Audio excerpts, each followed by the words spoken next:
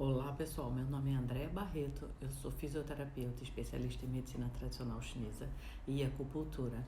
Alguns de vocês já devem me conhecer no meu canal no YouTube, né? O DK, Medicina Chinesa, Andréa Barreto, claro que esse é o nome do meu canal. E portanto, alguns de vocês já vêm me acompanhando, eu agradeço por isso. E aqueles que vão me conhecer hoje, se puder, deixa o like para nos ajudar também, né? No caso, para me ajudar. E também pode se inscrever no meu canal e assinar o sininho, tá bem? E logo assim que eu partilhar algum vídeo, você será avisado. E assim você poderá também analisar e ver os conteúdos que eu venho colocando ao longo dos anos no meu canal, respectivamente sobre medicina chinesa, sobre exercícios que fazem com que a gente fique melhor, tá bem? Portanto, hoje eu vou pedir desculpa para vocês pelo tom da minha voz. Eu estou um pouco com a garganta inflamada, né? E então estou a tratar disso, claro, mas ela vai ficar assim um pouco rouca a minha voz, tá? Então o que eu trouxe hoje para vocês? Eu trouxe hoje uma coisa assim muito legal, que eu acho que seja muito legal para vocês, que é, vamos falar um pouco sobre a forma de avaliar o nosso paciente. O que vocês acham? Se vocês têm algum comentário depois da aula, se vocês quiserem colocar aqui algum comentário, deixando aqui algum acrescento, né, informando aqui de alguma forma, ou ajudando de alguma forma aqui também aos que compareçam, até mim própria, né? Nunca sabemos de tudo, e então estamos sempre a estudar e a pesquisar, né, no intuito ou com o objetivo de evoluir cada vez mais, né? Então, essa forma de avaliar o paciente que a gente tem aqui e que eu levo para os meus pacientes, que eu levo para os meus alunos, é uma forma que eu sigo tanto do Giovanni Mattiota como sigo também do Alterosh, né? Ou seja, a forma de diagnosticar de acordo com a medicina chinesa.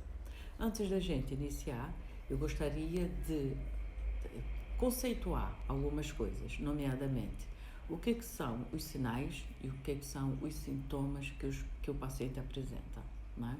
Então aqui há uma certa diferença entre sinais e sintomas, né? Então o que são os sinais? Os sinais é aquilo que o paciente demonstra que a gente consegue ver, né? Então eu já sei que ele apresenta alguma desequilíbrio por ele me apresentar alguma coisa. Por exemplo, o que a gente tem que seja um sinal? A tosse é um sintoma do paciente, mas é também um sinal porque eu estou vendo o paciente a tossir, né? Então é um sinal. Um lipoma, por exemplo, também é um sinal porque eu estou vendo na pele do paciente que aquilo está alto. Então, um sinal, ou seja, um paciente que tenha Parkinson, um sinal é o tremor das mãos do paciente. Então, a gente consegue, né, identificar coisas que sejam sinais que o paciente demonstra para a gente, bastante a gente olhar. Depois, o que nós temos? Os sintomas. Os sintomas, sim, são aquilo que o paciente sente, né? Aquilo que ele vai remeter para você. Olha, eu sinto frio, eu sinto dor, eu sinto muita vontade de ir ao banheiro, à casa de banho, como dizem aqui em Portugal. Portanto, esse é um sintoma, né? Aquilo que o paciente, eu sinto lombalgia, dores nas costas, dor de cabeça, etc, etc. Então, há vários sinais e há vários sintomas que o paciente fala e que a gente deve assimilar muito bem isso, né, numa ficha avaliativa, tá? Depois, o que seria síndromes em medicina chinesa? Portanto, síndrome é o conjunto depois das informações, dos sinais e dos sintomas que a gente vai ter, tá? De tudo que a gente apanhar do paciente, aquilo tudo, esse conjunto de informações, eu vou depois diagnosticar com uma síndrome, ou uma síndrome de deficiência, ou uma síndrome de excesso, né? Ou uma estagnação de sangue. Então, portanto, é o conjunto, depois de tudo, que o paciente demonstra sinais e sintomas que fazem com que eu chegue à síndrome do paciente. Faz sentido isso para vocês? Diferentemente da doença na medicina chinesa, né, até por conta do caractere, por exemplo, de síndrome e de doença, que eles diferem um bocadinho, né, em mandarim. Por que eles se diferem? Porque o caractere da síndrome e da doença são parecidos, sendo acrescentado na síndrome um caractere que é o de Kama. portanto, a doença na medicina chinesa é para aquelas pessoas que já estão acamadas, que já estão em cima de uma cama com uma doença considerada um pouco mais grave, porque ele tem que ficar acamado, né? Um pouco mais de que precisa de atenção. Então, vamos dizer assim. Então, há essas diferenças entre sinais, sintomas, síndromes e doença, né? Então, pronto. Passando dessa parte de conceitos, nós vamos ter aqui, entretanto, a parte da etiopatogenia, ou seja, quais são as causas que levam à formação das doenças em medicina chinesa, tá? Então, tudo vai começar pelo desequilíbrio entre o yin e o yang. Toda a doença em medicina chinesa, de acordo com o Imperador Amarelo, né, nós temos que parte-se do desequilíbrio de yin e do yang. Também não só do Imperador Amarelo, né, o Neijing, o Huangdi Neijing, mas também do Alteroshi e também do Machotia, tá? Também do Jeremy Woss, do Bob Flows, tá? Então, várias questões, vários autores, né, que fazem com que haja esse início da doença, o desequilíbrio entre o yin e o yang. Esse é o ponto de partida. A partir daí é que a gente vai depois diferenciar quem é que está em excesso ou quem é que está em deficiência, né? Então, se eu tenho uma deficiência do yin, eu vou ter aparentemente como é que eu vou dizer, o yang, ele torna-se mais em evidência, o que faz com que o paciente sinta um calor falso, tá? Não porque o paciente tem excesso de calor, mas sim porque eu tenho uma deficiência do yin, o que faz com que o yang se sobressaia. Então, isso é um falso calor. É diferente do excesso de calor, tá? Então, aqui é uma deficiência do yin, calor falso, e aqui eu vou ter um excesso de calor, que é o calor verdadeiro, né? Que é o que a gente chama a subida do yang do fígado, é um calor verdadeiro. O excesso de calor, né? Um fogo interno, isso é um calor verdadeiro. Depois, eu vou ter, entretanto, a deficiência do yang, que vai fazer com que o yin fique em evidência e a pessoa sinta mais frio, sinta mais aversão, ou seja, as extremidades frias, porque o yin, ele está em evidência. É diferente depois do excesso de yin, tá bem? Que aí já é diferente. Portanto, aqui eu tive uma diminuição do yang, portanto, eu vou ter aqui o yin em evidência, o que vai fazer com que seja um frio também falso, tá? Diferente depois do excesso de yin, que vai ser exatamente o yin verdadeiro, né? O excesso mesmo do frio, tá? Esse excesso de frio, por muitas vezes, é difícil até de se eliminar com fontes de calor, né? Como uma lareira, por exemplo, como um aquecedor, como um banho bem quente. Às vezes é difícil se esse yin estiver realmente mesmo muito em excesso, o yang muito lá embaixo, o que faz com que depois haja um colapso também do yang. Ele pode haver, a gente nunca pode esquecer que o excesso de um pode se tornar depois no outro, portanto o excesso de yin pode se tornar depois no yang e também vice-versa, né? O excesso de yang pode se transformar também no yin. Um exemplo é quando o excesso de yang também pode se transformar no yin. Por exemplo, é quando uma pessoa está com um nível de febre muito elevado, por exemplo, que ela começa a se tremer de frio, né? Esse é um dos exemplos clássicos que nós temos na medicina chinesa, tá? Então, nós falamos aí um pouquinho do desequilíbrio entre yin e yang e já tínhamos conceituados também lá em cima a questão dos sinais e dos sintomas. Então, o que a gente tem mais, né, de acordo com a parte avaliativa? Nós precisamos saber se as doenças que o paciente tem é externa, se ela é interna, se ela não é nem externa nem interna, tá? Então, as doenças externas, então nós vamos ter aí os 6 excessos. Então, nós vamos ter o frio, nós vamos ter o calor, nós vamos ter o fogo, nós vamos ter a umidade, vamos ter a secura e, peço desculpa, e vamos ter também o vento, tá? Então, nós vamos ter tanto frio interno como frio externo, calor interno como calor externo, umidade interna, umidade externa. Vamos ter secura apenas externa, interna não há secura. Vamos ter vento interno, vento externo, fogo interno e fogo externo. Então, todos eles nós vamos ter sempre a ação externa. É claro, estamos a falar das doenças externas, então estamos a falar dos 6 excessos climáticos. E eu tive uma aluna que me questionou e disse por que eu estava colocando nos estudos a questão de que o fogo ou o calor ou que o vento seria um fator patológico.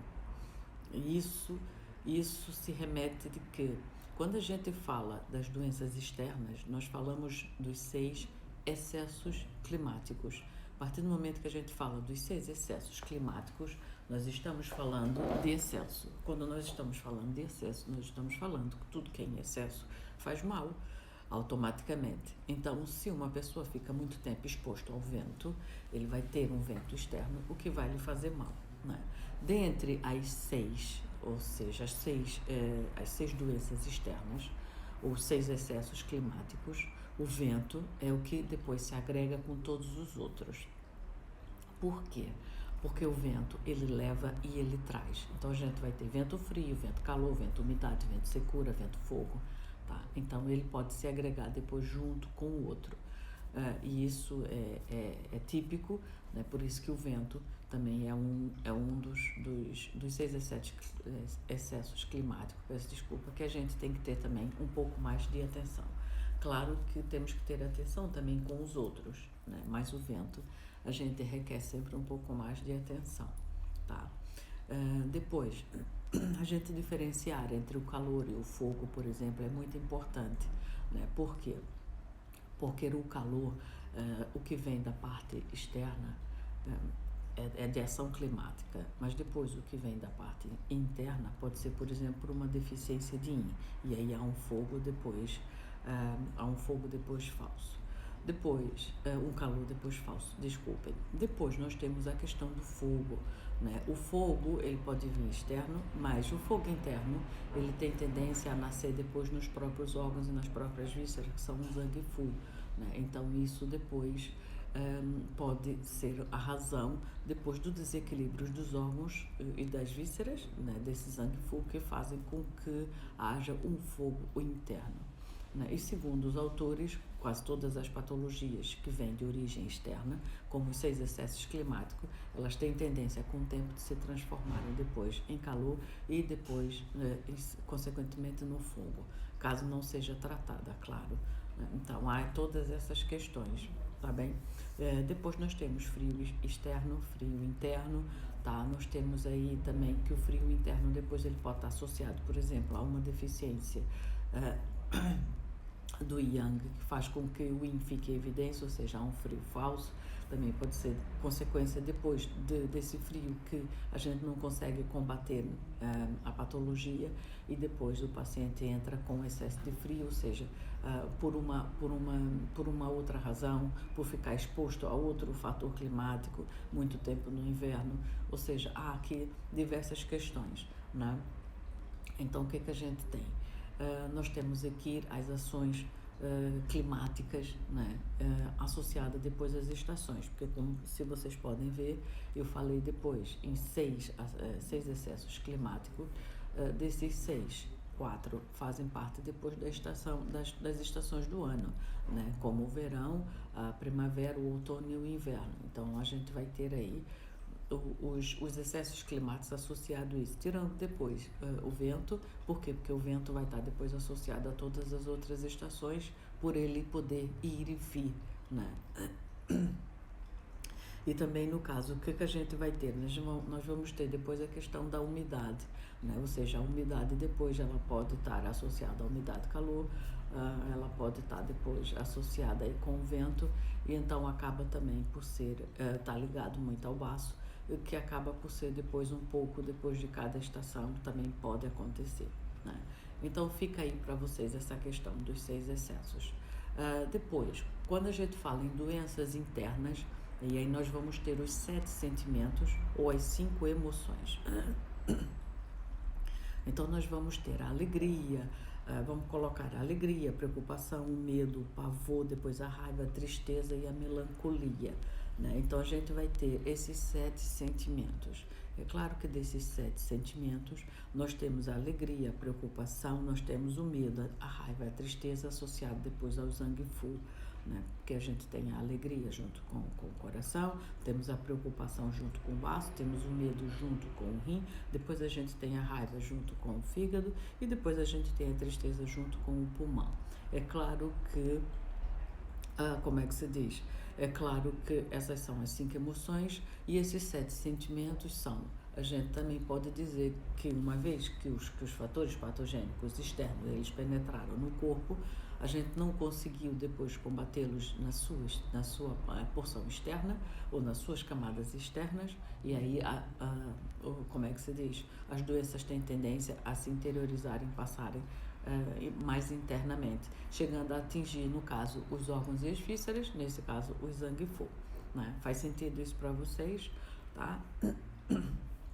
Então, nós temos aí essas ações climáticas do excesso, depois nós temos a questão dos 7 sentimentos e depois ou as 5 emoções, tá?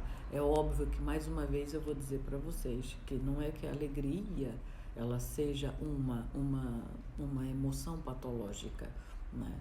Mas é óbvio que muita gente, às vezes, como eu já tive a oportunidade de ver isso na minha frente, uma pessoa que reencontrou uma outra, né, no pleno carnaval no Brasil, e aquilo foi de uma alegria imensa, que a senhora teve uma parada cardíaca à nossa frente na rua e, consequentemente, veio a falecer algumas horas depois, porque ela teve parada cardiorrespiratória e tentaram reanimá-la, mas aquilo foi confuso e aquilo foi exatamente um excesso de alegria. Então é nesse sentido que os autores falam, né? Não sou eu quem estou a falar, tá? Então é nesse sentido que os autores falam do excesso, né? Do excesso dessas emoções, tá? Uma pessoa que vive eternamente triste, né, por ter o seu pulmão, claro, em desequilíbrio, consequentemente ela vai ter falta de energia, porque o pulmão é um dos órgãos que tem mais ti, que faz circular mais ti no corpo, né, associado depois em conjunto com o coração, que manda sangue juntamente com o ti para todas as células. Então, uma pessoa que tem a tristeza por longos e longos e longos anos é uma pessoa que supostamente está completamente sem energia, não há motivo para nada. É uma pessoa que está fadigada, é uma pessoa que não tem vontade de fazer absolutamente nada. Então a gente tem que trabalhar, nesse caso, a emoção, né, desse órgão que está em excesso, porque ela tem muita tristeza. As pessoas que têm muita preocupação também acabam por desequilibrar o baço e depois têm tendência a querer estar o tempo inteiro a comer doces, por exemplo, né? Depois tem as pernas muito inchadas, com edemas, ou a cabeça com sensação de cabeça muito pesada, né? Então são essas a questão das emoções que levam depois as pessoas a fazer o desequilíbrio, né, do órgão e do seu acoplado, respectivamente, né? Porque se a gente fala, por exemplo, tomarmos ainda o paciente que tem tristeza, que teve por longos e longos anos, e o órgão que puxa pela tristeza é exatamente o intestino grosso, é automaticamente que uma pessoa ela pode ter um descontrole a nível depois das fezes, ou ela pode ter obstipação, né, ou que no caso é prisão de ventre no Brasil, ou ela pode ter depois diarreia, ficar alternando, ou seja, ou ela pode não alternar e estar exatamente porque a gente tem que analisar se é por excesso ou se é por deficiência, para a gente entender se o paciente vem a ter diarreia ou prisão de ventre. Tá? Então é por isso que as emoções acabam por afetar muito o paciente. Faz sentido isso para vocês? Pronto, então a gente falou das doenças externas, das doenças internas e agora nós vamos falar, né, as doenças que não são nem internas nem externas, né? Então, mas Andréia, que doenças são essas? Né? Então nós temos, por exemplo, uma lesão muito rápida de se acontecer. Imagina uma pessoa que está numa academia ou num ginásio, como a gente chama aqui, fazendo um treino, né, e ela sofre ali uma contratura. Aquilo não é uma patologia nem externa nem interna, é um trauma, foi uma lesão, né, dentro do desporto, ou seja, dentro da academia ou dentro do ginásio, como queiram chamar, tá? Então a gente tem esse fator que não foi nem interno nem externo, ou um acidente de carro, tá? Então isso aí é diferente de uma pessoa que tem um AVC, por exemplo, ou seja, o AVC provavelmente vai ter envolvido, a gente vai ver se é um AVC fechado ou um AVC aberto, né? O que envolveu depois apenas os tendões musculares, os meridianos, ou que atingiu depois o Zhang Fu. Então a gente vai ver se o paciente, como é que se diz, vai precisar de um maior suporte a nível depois da questão da gente trabalhar com o fígado. Por quê? Porque o AVC é muito complicado. E o AVC é aquilo que a gente diz que tem a ver com o vento, tem a ver com o fígado que abana. Porque o que o vento faz? O vento, ele abana, ele move as coisas, né? Então ele move também os vasos, fazendo com que o sangue tenha uma capacidade de se deslocar ou não, né? de um lugar para o outro, ou de um sítio para o outro, como queiram chamar. Então a gente tem que ter uma atenção maior nesse paciente com relação ao fígado, tá? Por quê? Porque o fígado é o elemento madeira, que tem a ver depois com a questão do vento, tá? Ou seja, de mover depois as coisas. Então é isso que a gente tem que ter atenção, né? Então, na questão da doença em si. Tá? Por quê? Porque se esse paciente teve um AVC, porque ele já tinha algum problema lá para trás, ou não, algum desequilíbrio a nível do fígado e da vesícula biliar, pode até fazer a alimentação não tão regrada, o que faz com que danifique o sistema digestivo, e esse tem a ver depois com a bilis, que tem a ver com a vesícula biliar, que vai ter a ver com o fígado, né? Então é tudo um conjunto, é tudo um ciclo, né?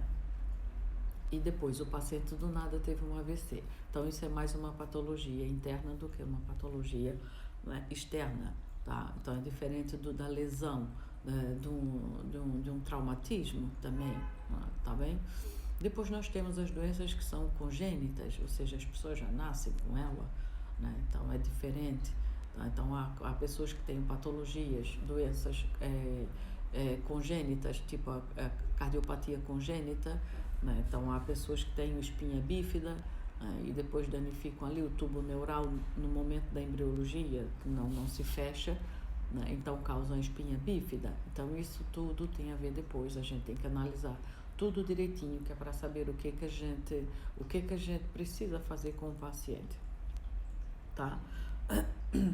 Então a gente tem os 6 excessos, os 7 sentimentos, ou seja, as patologias externas e internas respectivamente, e aquelas que não são nem internas nem externas, tá? O que a gente agora precisa de avaliação de uma forma geral?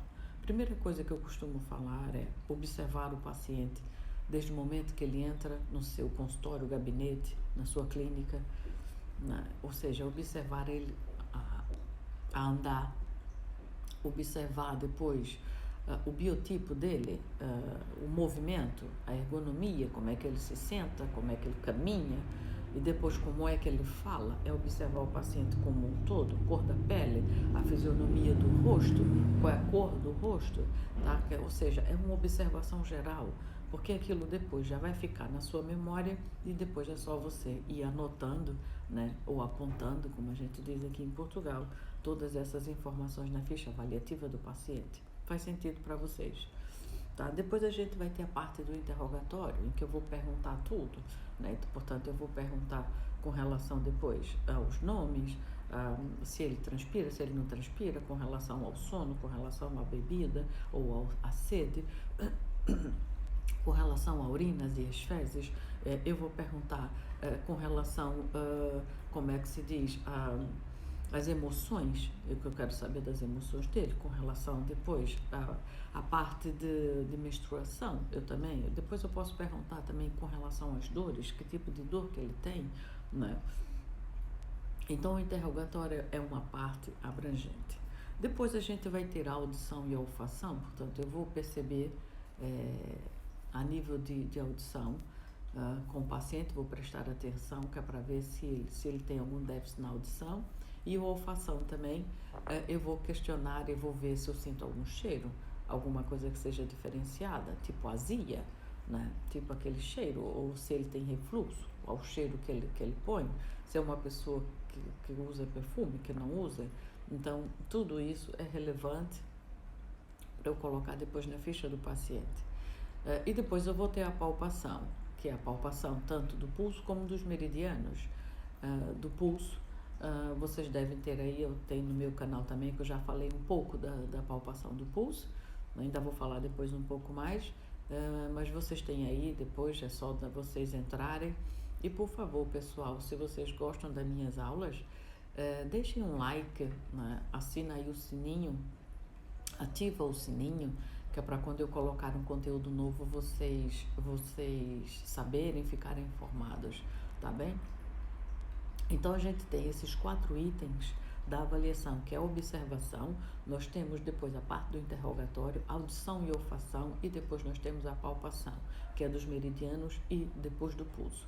O que eu não falei para vocês ainda é sobre, por exemplo, a observação, que eu falei que a gente observa o paciente, e faltou-me falar da observação da língua, tá? Então, tanto no pulso, que é a pulsologia, como a observação da língua, são 2 aspectos muito importantes, e são, às vezes, o pavor de muitos alunos, porque dizem que não conseguem identificar o diagnóstico através da língua e depois também do pulso, né, no paciente. Mas é só uma questão de vocês treinarem, tá? Verem a língua do pai, da mãe, do marido, dos filhos, do titio, da titia, do avô, da avó, etc, etc. A mesma coisa os pulsos, tá? Se vocês têm paciente, quem trabalha em hospital, é o que eu falo para os meus alunos. Olha, tentem palpar o pulso de todo mundo que passa ali, dos pacientes que estão acamados, anota qual é a patologia que o paciente tem, faz tem aquele bloquinho de notas do lado, faz aquela anotação, tá?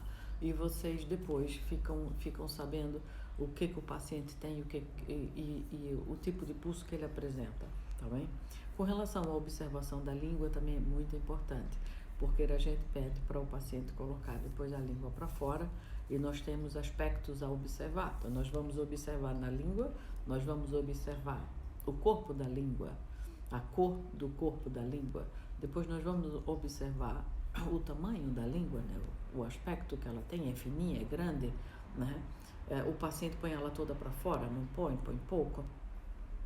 Depois nós vamos observar o movimento do corpo da língua, ele treme, ele é desviado, ele faz algum movimento que seja involuntário. E depois a gente tem a capa da língua, a saburra da língua também, que é muito importante, que a gente vai observar a textura da saburra e nós vamos observar também a cor dessa textura, que o paciente pode ter uma língua vermelha no corpo e ter uma saburra branca. E aí é que os alunos se perdem, porque dizem, é uma língua pálida. E eu faço, não, se a gente raspar a língua, vocês vão ver que ela vai estar vermelha, tá? A gente tem ali um calor-umidade, ou calor-umidade mucosidade, muito nesse paciente, provavelmente, um calor-fleuma, tá? Então, por quê? Porque faz acúmulo depois de mucos, né, de gordura, em cima da língua, é diferente. Portanto, a cor da capa ou da saburra é uma coisa, a cor do corpo é outra, tá? Então, todos esses são os aspectos gerais, né, de se avaliar o paciente. E a partir daí é que vocês podem questionar se há, por exemplo, no meu caso, eu gosto muito de fazer isso, isso agora é muito do particular, tá? Eu gosto muito de fazer perguntar se ele tem algum exame de imagiologia, um raio-x, uma tomografia computadorizada, uma ressonância magnética, se ele tem uma ecografia ou um ultrassom, como a gente chama no Brasil, tá? Então, tudo isso é questão de vocês avaliarem, de vocês jogar depois nas notas, né? Na avaliação, na ficha do paciente, vamos dizer assim, tá bem? Então, o que a gente tem mais? Eu gosto, pronto, às vezes se é questões muito de traumatologia, ortopedia, alguns testes que eu gosto de fazer, tipo manobra de Valsalva, o teste de Lesegue para ver depois a ciática, hérnias no caso, não a ciática, desculpem, para ver hérnias. Então, a gente, essas questões que você pode aprimorar depois com o conhecimento que você tenha, sendo você da área da saúde, e caso você não seja da área da saúde, mas esteja fazendo uma formação de medicina chinesa e acupuntura, convém você pegar um livrozinho de avaliação, né, e tentar entender um pouco melhor. A parte depois do sangue, entender um pouco do hemograma, entender um pouco depois da parte do sangue de gordura, né? O HDL, o LDL, ou seja, toda essa parte que o paciente leva depois para você, os relatórios, e é bom que você se demonstre pelo menos que entende qualquer coisa ali no meio, tá? Pronto. Então, essa é a parte avaliativa, que eu vou deixar vocês aqui com essa parte avaliativa. Não vou me estender muito mais. Claro, já perceberam que eu gosto de falar sempre um pouco mais do que o normal, tá? Então, vocês têm aí essa parte toda de como vocês conseguem depois diagnosticar o paciente, tá bem? Eu vou deixar vocês aqui nesse vídeo, claro, me comprometendo em fazer outros vídeos depois, mais lá na frente. Mais uma vez eu peço desculpa pela garganta, não é Covid, tá? Mas pronto, tô com a garganta assim um pouco irritada assim por conta aqui do clima em Portugal, tá bem? Gostei muito de ver vocês, claro, eu gosto sempre, né, de poder participar de alguma forma do conhecimento, do aprendizado, daqueles que me seguem, daqueles que gostam da forma como eu falo, da forma como eu dou aulas, né, ou seja, dos meus alunos. É sempre bom poder participar desse aprendizado, né, tá bem? Desse conhecimento e poder ampliar, ok? Então, eu vejo vocês aí depois no próximo vídeo. Eu vou trazer depois falando mais também sobre a questão dos pulsos, que eu tinha deixado também alguns vídeos aí. Vocês já têm, vocês acham no meu canal. E eu deixo depois outros vídeos também falando mais da pulsologia, que é muito importante, ok?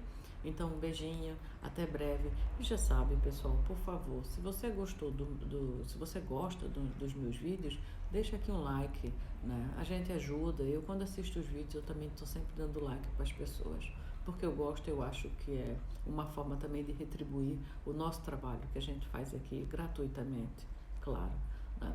Porque a gente não recebe nada, tá? Então, eu queria também falar essa parte da gente se ajudar uns aos outros, tá bem? Conto com vocês aí com o like, ativa aí o sininho e me segue no meu canal, tá bem? Para mais informações. Um beijinho e até a próxima.